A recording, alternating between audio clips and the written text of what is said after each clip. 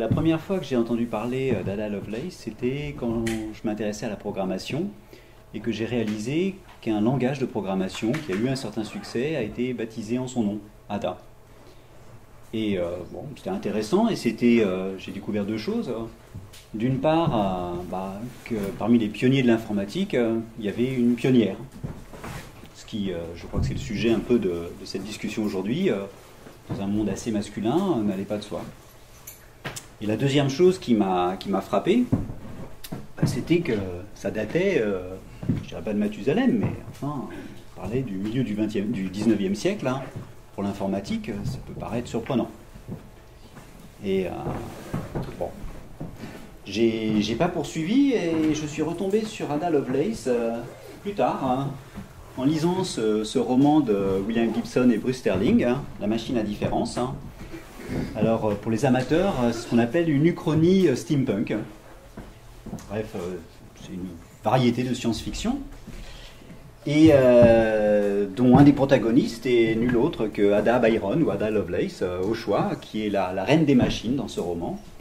Et ce roman imagine, hein, c'est le principe des uchronies, que la révolution numérique ou la révolution digitale a eu lieu au milieu du 19e siècle.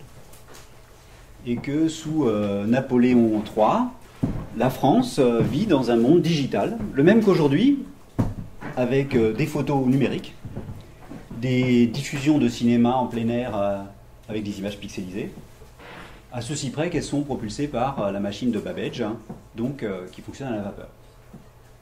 Mais en fait, tout est quand même complètement numérique.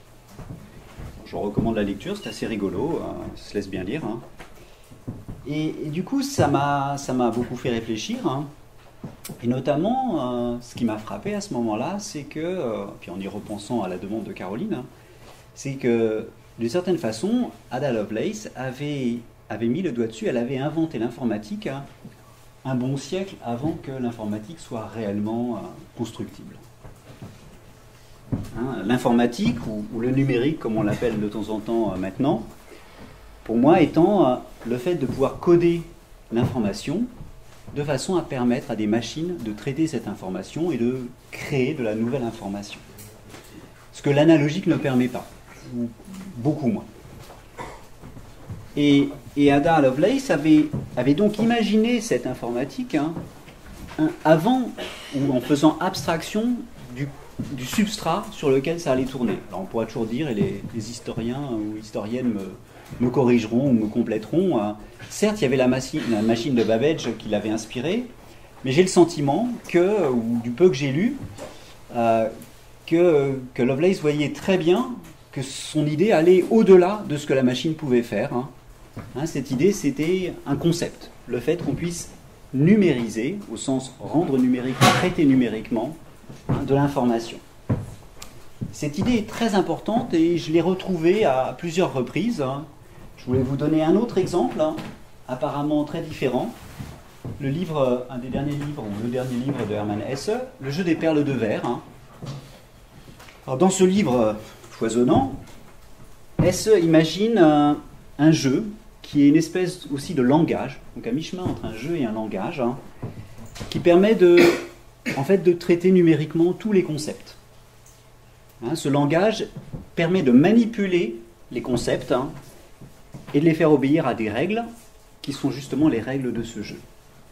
Et d'une certaine façon, elle se joue conceptuellement avec cette idée que si on a codé, alors non pas par des chiffres, ici S ne pense pas à une machine qui n'existe pas encore, qui fonctionnerait avec des bits, avec de l'électricité, de l'électronique, il pense simplement à un code.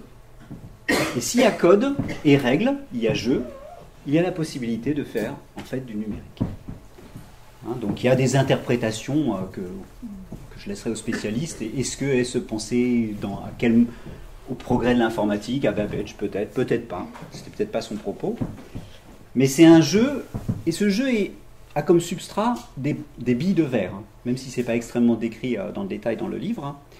Et effectivement, comme de même que Lovelace imaginait une machine avec des engrenages, hein, S imagine une machine avec des billes de verre.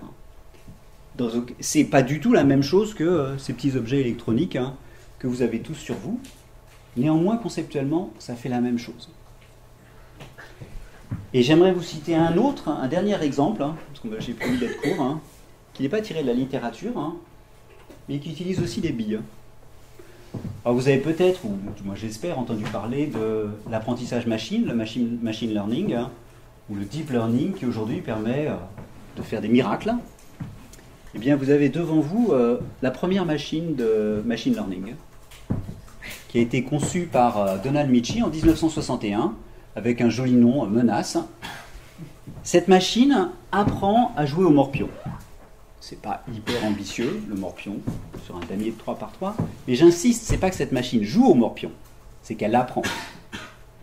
Donc elle part, quand elle commence sa programmation, elle ne sait rien. Et quand elle termine, elle vous bat, ou en l'occurrence, elle a trouvé la solution optimale, ce qui dans ce cas-là n'est pas extrêmement difficile. Cette machine fonctionne avec des boîtes d'allumettes et des billes. Et un peu de muscle humain pour prendre les billes dans une boîte et les poser dans une autre. Il n'y a rien d'électronique, alors que Michie, qui a travaillé avec Turing à Bletchley Park, connaît évidemment les ordinateurs. Mais sur le fond, ce que sa machine montre, c'est que c'est le concept qui est important, c'est le concept de numérique. La façon qu'on le réalise avec des billes, ou avec des octets, ou avec de l'électricité, ou demain avec des quantas, c'est le support. C'est très important en termes d'ingénierie, c'est ce qui fait qu'on a des machines aujourd'hui, en pratique. Mais le concept, lui, dépasse ça. Et je pense que c'est une des leçons qu'on peut retenir de l'histoire d'Ada Lovelace, c'est d'être capable de distinguer pas tant le fond, la forme, mais le concept de sa réalisation pratique. Et quelque chose auquel moi je suis confronté dans ma fonction, c'est cette confusion. Quand vous distribuez dans les écoles des iPads en disant que vous allez faire du numérique, vous vous trompez. Si vous utilisez un iPad pour dessiner, vous ne faites pas du numérique, vous faites du dessin sur une ardoise. Ça peut être sympa de le faire sur un iPad, mais ce n'est pas du numérique. Vous ne faites pas de traitement numérique. L'information que vous utilisez, vous n'utilisez absolument pas le fait qu'elle soit numérique. Si vous faites un traitement algorithmique de cette information, même simple, même par exemple la passer en négatif ou des choses comme ça, là vous utilisez le numérique. Voilà. Donc j'espère que mon petit motto sera passé et je laisse la parole aux spécialistes qui me compléteront. Merci Pascal.